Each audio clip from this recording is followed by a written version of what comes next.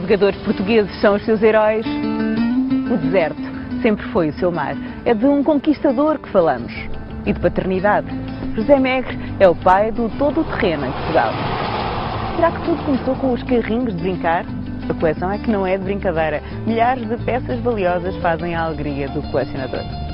E entrar em casa dele é fazer uma viagem a todos os continentes. Eu tenho na sala de jantar fundamentalmente coisas da África, mas também estão algumas Ásias, e tenho na sala muito mais Ásia, fundamentalmente Ásia. O universo deste viajante é maior que a contagem dos países que percorreu por terra. Portugal de les a les e o mundo de fio a pavio.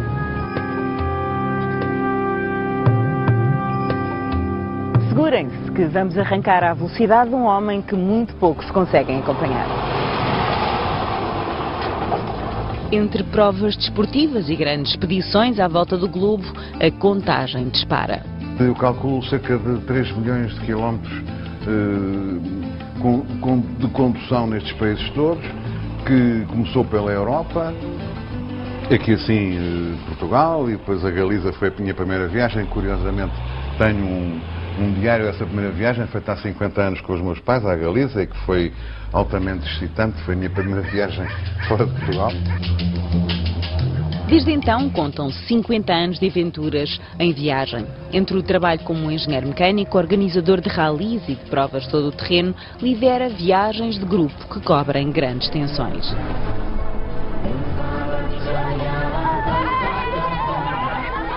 A mais complicada situação que José Megre passou em viagem foi durante a primeira expedição à América do Sul, em 93. Estava em reconhecimento apenas com os companheiros de trabalho. Desceram os Andes numa estrada vertiginosa e das mais perigosas que passou no globo.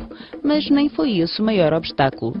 Isso foi uma aventura realmente muito grande, por duas razões. Primeiro porque, como sabe, na Amazónia não há estradas, e as poucas estradas que há, com as chuvas, ficam intransitáveis. Portanto, nós quando arrancámos lá para o Acre, não sabíamos se íamos conseguir chegar ao Acre, e passávamos um lamaçal, 2 lamaçais, 3 lamaçais, até que a altura não conseguimos passar e já não conseguimos voltar para trás. Mas conseguimos vencer aquelas dificuldades. Hoje preparámos bastante para a lama, para a água, para tudo.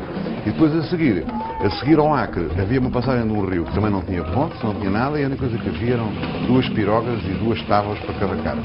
E passámos assim 6 carros em cima de 2 pirogas, com 2 tábuas em cima, e com os miúdos a tirarem água das pirogas toda a força, porque aquilo estava a meter água bastante forte. E para agravar, uma chuva tropical brutal, não era? Que isso foi um dos pontos curiosos da minha vida de viagens, porque foi realmente difícil. Depois desta, quando finalmente levou uma grande caravana de portugueses atrás de si pela América do Sul, mesmo as situações mais delicadas lhe pareceram simples.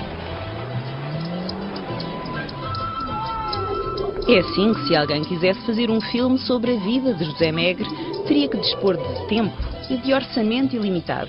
O local de rodagem seria o mundo inteiro.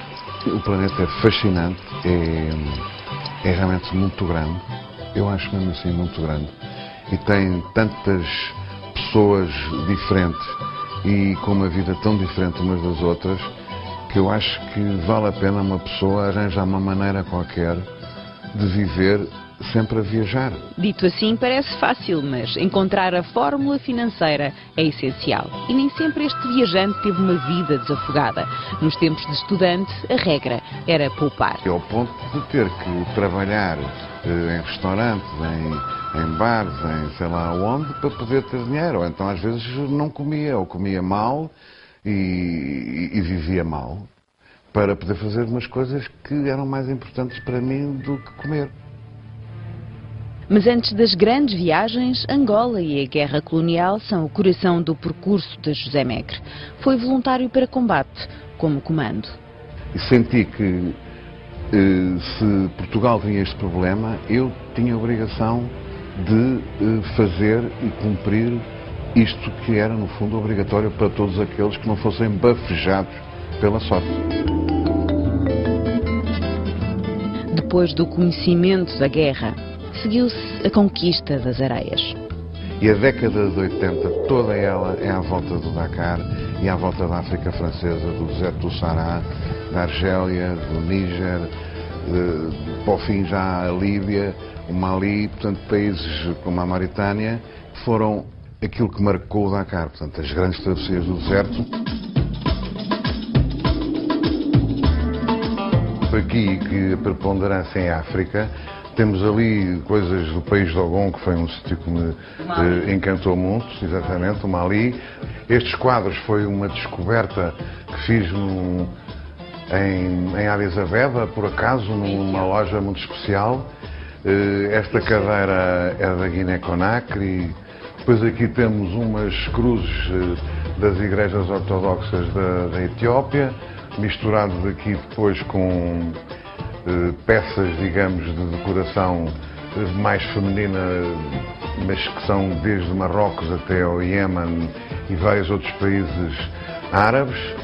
Tenho uma das peças que eu mais gosto, que é esta cela de camelo Tuareg, que foi um sítio onde eu fui muitas vezes.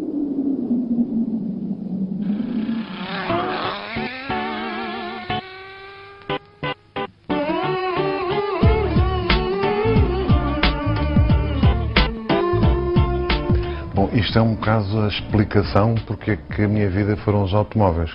O meu pai era um grande apaixonado de automóveis e começou-me a dar estes brinquedos, que são uma marca famosa que durante muitos anos animou várias pessoas, que é os Dinky Toys. Isto, exatamente, são os carros da minha vida, em miniatura de um 43, que eu fui também arranjando ao longo dos tempos. Está aqui praticamente todas as viaturas ou veículos em que eu andei, desde a primeira moto, que era uma Chrysler, ou um trator Porsche que eu também tenho. É na casa de família, na Beira Baixa, que a miniatura do trator se encontra em tamanho natural no Lagar de Azeite. Eu agora achei piada por este aqui no sítio onde antigamente se usava o trator para mover o lagar. Máquina para apreciar parada. Ao contrário das outras, que antes de brilhar em exposição, deram várias voltas ao conta-quilómetros. Quando deu por si, José Megre já tinha visitado 120 países. Foi então que surgiu a ambição de conhecer todos os países da Terra. Porquê? Considero que a curiosidade, que no fundo que é o que mais me motiva, é a curiosidade de ver como é que é um país, como é que é aquilo tudo, a paisagem, as pessoas, a arquitetura, o estado de desenvolvimento, enfim, os vestígios do passado.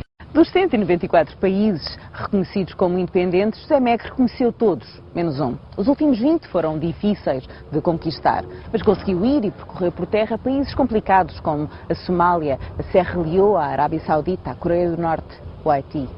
Foi no Kuwait, que ficou a uns metros da fronteira com o Iraque, sem conseguir entrar.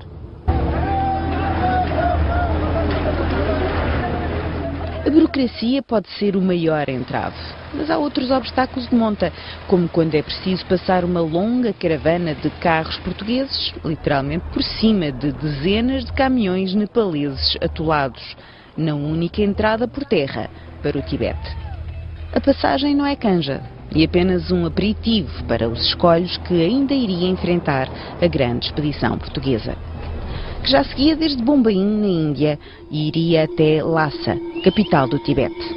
Depois de 8.000 quilómetros, a chegada é emotiva. Atenção, caravana, atenção.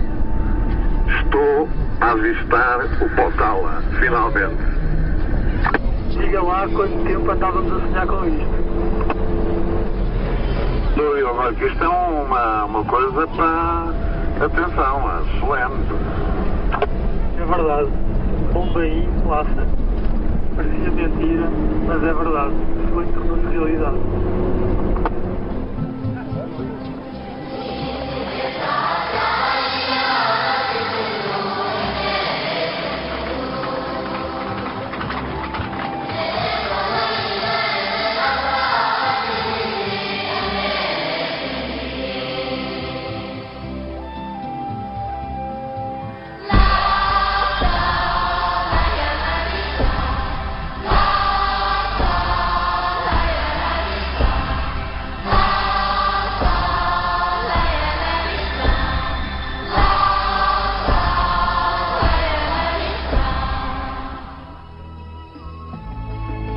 Dos relatos de 50 anos de viagens, José Megre deixa um legado. O gosto pelo todo o terreno, cada vez mais difundido em Portugal, E o livro com este título bem disposto, Como eu conheci todos os países do mundo, menos um, há de ser publicado em breve. Não há culinária neste programa, mas há um rol inteiro de receitas. A receita da curiosidade, da determinação, da obstinação. De um homem de vida cheia que conseguiu ter o mundo na mão.